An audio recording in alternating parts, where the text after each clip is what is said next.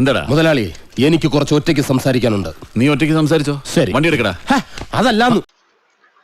Accounts for share capital എന്ന +2 NCERT commerce പാഠഭാഗത്തു നിന്നുള്ള തിയറിയുടെ second പാർട്ടാണ് ഈ വീഡിയോയിൽ ഉൾപ്പെടുത്തിയിരിക്കുന്നത്. പ്രോബ്ലംസിന് കൊടുത്തിരിക്കുന്ന അതേ ഇമ്പോർട്ടൻസ് തിയറിക്കും കൊടുക്കണം. തിയറി കാണാതെ പഠിക്കുന്നതിലെ നല്ലത് മനസ്സിലാക്കി പഠിക്കുന്നതാണ്. അപ്പോൾ എക്സാമിന് മാർക്ക് നേടാനും അതോടൊപ്പം തന്നെ പ്രോബ്ലംസ് നന്നായിട്ട് ചെയ്യാനും നമുക്ക് സാധിക്കുന്നതാണ്. അടുത്ത ടോപ്പിക്ക് ഷെയർ ക്യാപിറ്റൽ എന്താണെന്നാണ്. നമ്മൾ വീഡിയോയുടെ തുടക്കത്തിൽ തന്നെ പറഞ്ഞിരുന്നു ഷെയർ ക്യാപിറ്റൽ എന്താണെന്നുള്ള കാര്യം. അപ്പം ഒരു കമ്പനിയുടെ ഓണർഷിപ്പിനെ സംബന്ധിച്ച് ഓണർഷിപ്പ് എന്ന് പറയുന്നത് ഷെയർസ് ആണ് അല്ലെ. ഷെയർസ് ഇഷ്യൂ ചെയ്യുന്നു, അത് പബ്ലിക് വാങ്ങുന്നു. അപ്പൊ വാങ്ങിച്ചു കഴിയുമ്പോഴത്തേക്കും നമുക്ക് ക്യാപിറ്റൽ കിട്ടും. നമ്മുടെ കമ്പനിയുടെ ക്യാപിറ്റലിന് വേണ്ടിയാണല്ലോ ഷെയർസ് ഇഷ്യൂ ചെയ്യുന്നത്. ആ ക്യാപിറ്റലിനെയാണ് ഷെയർ ക്യാപിറ്റൽ എന്ന് പറയുന്നത്. അതുപോലെ തന്നെ നമ്മുടെ കമ്പനിയുടെ ഷെയർസ് ഓൺ ചെയ്യുന്ന ആൾക്കാരെ അല്ലെങ്കിൽ ഹോൾഡ് ചെയ്യുന്ന ആൾക്കാരെ ഷെയർ ഹോൾഡേഴ്സ് എന്ന് പറയുന്നു. പിന്നെ ഇനി ഷെയർ ഹോൾഡേഴ്സ് ഒരുപാടുള്ളത് കൊണ്ട് തന്നെ അവർക്ക് എല്ലാവർക്കും ഓരോരോ അക്കൗണ്ട് നിർമ്മിക്കുക എന്ന് പറയുന്നത് പാടാണല്ലേ. അതുകൊണ്ട് തന്നെ കോമൺ ആയിട്ട് ഒരു അക്കൗണ്ട് ക്രിയേറ്റ് ചെയ്യുന്നു. ആ അക്കൗണ്ടിന്റെ പേരാണ് ഷെയർ ക്യാപിറ്റൽ അക്കൗണ്ട്. ഇത് മൂന്നുമാണ് ഏറ്റവും ബേസിക് ആയിട്ടുള്ള കാര്യമാണ്. ഷെയർ ക്യാപിറ്റലിനെ പറ്റി പഠിക്കുമ്പോഴത്തേക്കും എന്തൊക്കെയാണ് അക്കൗണ്ടിങ് പോയിന്റ് ഓഫ് വ്യൂവിൽ ഷെയർ ക്യാപിറ്റൽ എങ്ങനെയൊക്കെ ഡിവൈഡ് ചെയ്തിരിക്കുന്നു എന്ന് നമുക്ക് നോക്കാം. പ്രോബ്ലംസ് ചെയ്യുമ്പോഴത്തേക്കും ഏറ്റവും ഇമ്പോർട്ടൻ്റ് ആയിട്ടുള്ള കാര്യമാണ് ഇനി പറയാൻ പോകുന്നത്. അപ്പൊ ആദ്യം ഓതറൈസ്ഡ് ക്യാപിറ്റൽ. ഓതറൈസ്ഡ് ക്യാപിറ്റലിനെ രണ്ടായിട്ട് ഡിവൈഡ് ചെയ്തിട്ടുണ്ട്, ഇഷ്യൂഡ് ആൻഡ് അൺഇഷ്യൂഡ്. അതിനുശേഷം ഇഷ്യൂഡിനെ സബ്സ്ക്രൈബ്ഡ് ക്യാപിറ്റൽ എന്ന് ഡിവൈഡ് ചെയ്തിട്ടുണ്ട്. അതിനുശേഷം സബ്സ്ക്രൈബ്ഡ് ക്യാപിറ്റലിനെ ഫുള്ളി പെയ്ഡ് അപ്പ് സബ്സ്ക്രൈബ്ഡ് ക്യാപിറ്റലും അതുപോലെ തന്നെ not fully paid up subscribed capital. അപ്പൊ പേര് കേൾക്കുമ്പോൾ തന്നെ നമുക്ക് മനസ്സിലാകും ഇത് എന്തൊക്കെയാണ്. ഇനി നമുക്ക് ഡീറ്റെയിൽഡ് ആയിട്ട് നോക്കാം. ഓതറൈസ്ഡ് ക്യാപിറ്റൽ എന്താന്ന് നോക്കാം.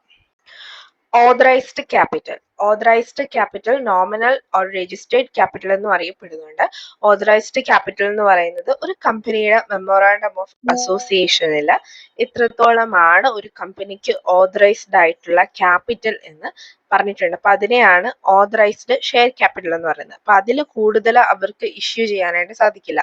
ഇപ്പൊ ഒരു കമ്പനിയുടെ മെമ്മോറാണ്ടം ഓഫ് അസോസിയേഷനിൽ 2 കോടിയാണ് ഓതറൈസ്ഡ് ക്യാപിറ്റൽ എങ്കിൽ അവർക്ക് 2 കോടി മാത്രമേ പബ്ലിക്കിന് ഇഷ്യൂ ചെയ്യാൻ പറ്റത്തുള്ളൂ ഷെയർസ്. ഓതറൈസ്ഡ് ക്യാപിറ്റൽ രണ്ടായിട്ട് ഡിവൈഡ് ചെയ്തു എന്ന് നമ്മൾ പറഞ്ഞിരുന്നു, ഇഷ്യൂഡ് ക്യാപിറ്റലും അൺഇഷ്യൂഡ് ക്യാപിറ്റലും. പേരിൽ തന്നെ നമുക്ക് മനസ്സിലാകും. ഓതറൈസ്ഡ് ക്യാപിറ്റലിൽ നിന്ന് എത്രയാണോ നമ്മൾ പബ്ലിക്കിന് ഇഷ്യൂ ചെയ്തിരിക്കുന്നത്, ഷെയർസ് എത്രയാണോ നമ്മൾ ഇഷ്യൂ ചെയ്തത് അതിനെയാണ് ഇഷ്യൂഡ് ക്യാപിറ്റൽ എന്ന് പറയുന്നത്. എത്രയാണോ ഇഷ്യൂ ചെയ്യാത്തത് അതിനെ അൺഇഷ്യൂഡ് ക്യാപിറ്റൽ എന്ന് പറയുന്നത്. അത് നമ്മൾ എത്രത്തോളം ക്യാപിറ്റലാണ് പബ്ലിക്കിന് ഇഷ്യൂ ചെയ്തത് അതിൽ എത്രത്തോളമാണ് പബ്ലിക് നമ്മുടെ ഷെയർസ് അക്സെപ്റ്റ് ചെയ്തത് അതാണ് സബ്സ്ക്രൈബ്ഡ് ക്യാപിറ്റൽ എന്ന് പറയുന്നത്.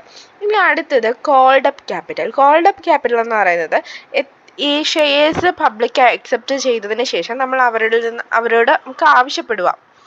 നമ്മൾ ക്യാപിറ്റൽ റേസ് ചെയ്തുകൊണ്ടിരിക്കുക, അതായത് പല സ്റ്റേജിലായിട്ടായിരിക്കാം അല്ലെങ്കിൽ ഫുള്ളി ആയിരിക്കാം. പല പ്രോസസ്സ് ഉണ്ട്, ആപ്ലിക്കേഷൻ പ്രോസസ്സ് ഉണ്ട്, അലോട്ട്മെന്റ് പ്രോസസ്സ് ഉണ്ട്, ഫസ്റ്റ് കോള് സെക്കൻഡ് കോള്, അങ്ങനെ കുറച്ച് പ്രോസസ്സിലൂടെ ആയിരിക്കാം ചിലപ്പം നമ്മൾ ഷെയർസ് നമ്മൾ ക്യാപിറ്റൽ റേസ് ചെയ്യുന്നത്. അല്ലാന്നുണ്ടെങ്കിൽ ഒറ്റയടിക്ക് വാങ്ങാം. അപ്പം അതാണ് കോൾഡ് അപ്പ് ക്യാപിറ്റൽ എന്ന് പറയുന്നത്. പെയ്ഡ് അപ്പ് ക്യാപിറ്റൽ എന്ന് പറയുന്നത് കോൾഡ് അപ്പ് ക്യാപിറ്റലിന്റെ ഒരു ഭാഗമാണ്. അതായത് നമ്മൾ പബ്ലിക്കിന്റെ കയ്യിൽ നിന്ന് എത്ര ഷെയർസിന്റെ വാല്യൂ ആണോ പേ ചെയ്യാനായിട്ട് ആവശ്യപ്പെടുന്നത് അത് അവർ എത്ര തന്നു എന്നുള്ളതാണ് പെയ്ഡ് അപ്പ് ക്യാപിറ്റൽ എന്ന് പറയുന്നത്. മുഴുവൻ എമൗണ്ട് കിട്ടി, നമ്മൾ കോൾ ചെയ്ത മുഴുവൻ എമൗണ്ടും ഷെയർസിന്റെ വാല്യൂ നമുക്ക് കിട്ടിയെന്നുണ്ടെങ്കിൽ പെയ്ഡ് അപ്പ് ക്യാപിറ്റലും കോൾഡ് അപ്പ് ക്യാപിറ്റലും സെയിം ആയിരിക്കും. ഇനി നമുക്ക് കിട്ടിയില്ല, കുറച്ച് ഭാഗം കൂടെ കിട്ടാനുണ്ട്, കുറച്ച് ഷെയർസിന്റെ വാല്യൂ കൂടെ കിട്ടാനുണ്ട്, ആ കിട്ടാനുള്ള എമൗണ്ടിനെ കോൾസ് ഇൻ അരിയേഴ്സ് എന്ന് പറയും. അപ്പൊ പെയ്ഡ് അപ്പ് ക്യാപിറ്റൽ കണ്ടുപിടിക്കണമെങ്കിൽ കോൾഡ് അപ്പ് ക്യാപിറ്റൽ എത്രയാണോ നമ്മൾ പബ്ലിക്കിനോട് വിളിച്ചത് ആ എമൗണ്ടിൽ നിന്ന് എത്രയാണോ നമുക്ക്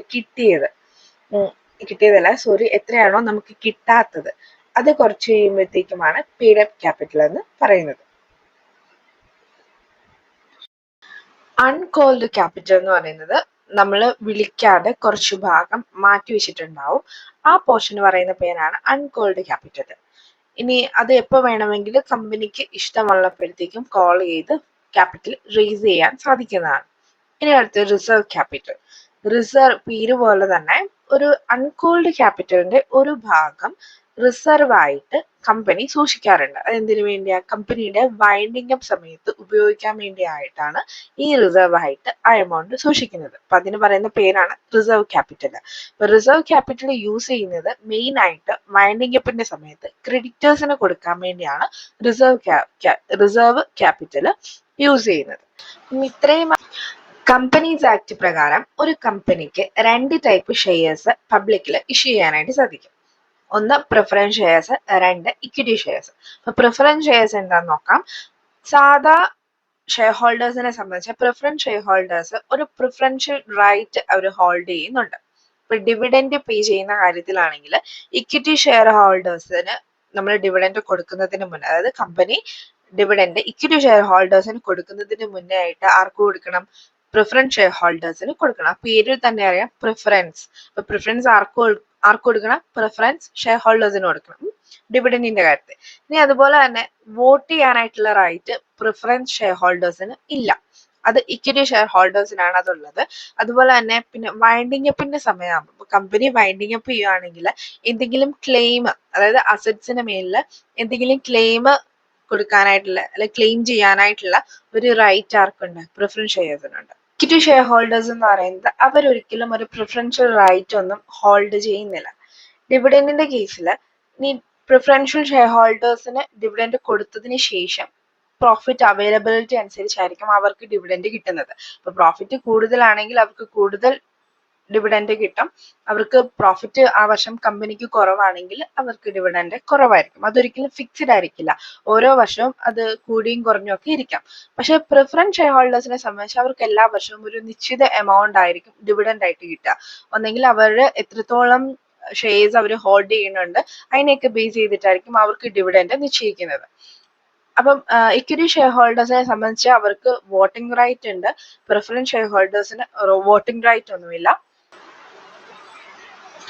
അപ്പം ഇനി പറയാൻ പോകുന്നത് ഒരു കമ്പനി ഷെയർ ഇഷ്യൂവിന്റെ കാര്യത്തിലേക്ക് വരുമ്പോൾ എന്തൊക്കെ സ്റ്റെപ്സ് ആണ് ചെയ്യുന്നതെന്ന് നോക്കാം. ഇത് ഇമ്പോർട്ടന്റ് ആണ്, കാര്യം ഈ സ്റ്റെപ്സ് അനുസരിച്ചിട്ടായിരിക്കും നമ്മുടെ ജേണൽ എൻട്രിയും വരുന്നത്. അപ്പം ആദ്യം പറയുന്നത് ഇഷ്യൂ ഓഫ് പ്രോസ്പെക്ടസ്. അതിൽ ജേണൽ എൻട്രി ഒന്നും വരില്ല, കാര്യം പ്രോസ്പെക്ടസ് ഇഷ്യൂ ചെയ്യാണ്. അതൊരു ഇൻവിറ്റേഷൻ ആണ് പബ്ലിക്കിന്, ഇങ്ങനെ ഒരു പുതിയ കമ്പനി വരുന്നുണ്ട്, ഫണ്ട് ആവശ്യമാണ് എന്നൊക്കെ പറഞ്ഞുകൊണ്ട് കംപ്ലീറ്റ് ഇൻഫർമേഷൻ കൊടുത്തുകൊണ്ട് ഒരു ഇൻവിറ്റേഷൻ ആണ് പ്രോസ്പെക്ടസ് എന്ന് പറയുന്നത്. പ്രോസ്പെക്ടസ് പബ്ലിക്കിന് ഇഷ്യൂ ചെയ്യുന്നു.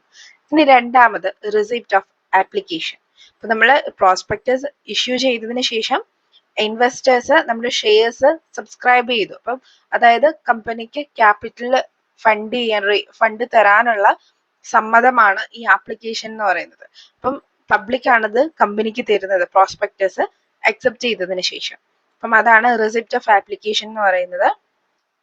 പബ്ലിക് ആപ്ലിക്കേഷൻ അയക്കുന്നതിന്റെ കൂടെ എന്താണ്, ഒരു ആപ്ലിക്കേഷൻ മണി കൂടെ ഇപ്പൊ കുറച്ച് അത് സ്പെസിഫൈ ചെയ്തിട്ടുണ്ട്. ആപ്ലിക്കേഷൻ മണി കൂടെ ആർക്ക് അയക്കുന്നു? കമ്പനിക്ക് അയക്കുന്നു. അപ്പൊ ആ കമ്പനി ആ എമൗണ്ട് പ്രോസ്പെക്ടസിൽ പറഞ്ഞിട്ടുള്ള ഒരു ഷെഡ്യൂൾഡ് ബാങ്ക് പ്രോസ്പെക്ടസിൽ സ്പെസിഫൈ ചെയ്തിട്ടുണ്ടാവും. ആ ബാങ്കിൽ എന്താ ഈ എമൗണ്ട്, അതായത് ആപ്ലിക്കേഷൻ മണി അതിൽ ഡെപ്പോസിറ്റ് ചെയ്യണം. ഇനി അടുത്തത് 120 ഡേയ്സിനുള്ളിൽ തന്നെ നമ്മൾ പ്രോസ്പെക്ടസ് ഇഷ്യൂ ചെയ്തതിന്റെ 120 ഡേയ്സിനുള്ളിൽ നമുക്ക് മിനിമം സബ്സ്ക്രിപ്ഷൻ കമ്പനി നേടിയിരിക്കണം. ഇൻ കേസ് ഇനി നേടിയില്ല എന്നുണ്ടെങ്കിൽ 130 ഡേയ്സിനുള്ളിൽ നമുക്ക് കിട്ടിയിട്ടുള്ള ആപ്ലിക്കേഷൻ മണി, മിനിമം സബ്സ്ക്രിപ്ഷൻ നമുക്ക് കിട്ടിയില്ല, അപ്പൊ നമുക്ക് കുറച്ച് കിട്ടിയിട്ടുണ്ടല്ലോ, ആ ആപ്ലിക്കേഷൻ മണി 130 ഡേയ്സിനുള്ളിൽ കമ്പനി തിരിച്ചയക്കണം. അപ്പം ഇത് ഒരു റൂളാണ്, അത് പറഞ്ഞതേ ഉള്ളൂ. ഇനി അടുത്ത സ്റ്റെപ്പ് എന്ന് പറയുന്നത് അലോട്ട്മെന്റ് ഓഫ് ഷെയർസ്. അപ്പം മിനിമം സബ്സ്ക്രിപ്ഷൻ കമ്പനി നേടിയില്ല എന്നുണ്ടെങ്കിൽ കമ്പനിക്ക് അലോട്ട്മെന്റ് ഓഫ് ഷെയർസ്, അലോട്ട്മെന്റിലോട്ടുള്ള നെക്സ്റ്റ് സ്റ്റെപ്പായ അലോട്ട്മെന്റ് ഓഫ് ഷെയർസിലോട്ട് കടക്കാനായിട്ട് സാധിക്കില്ല അല്ലെ.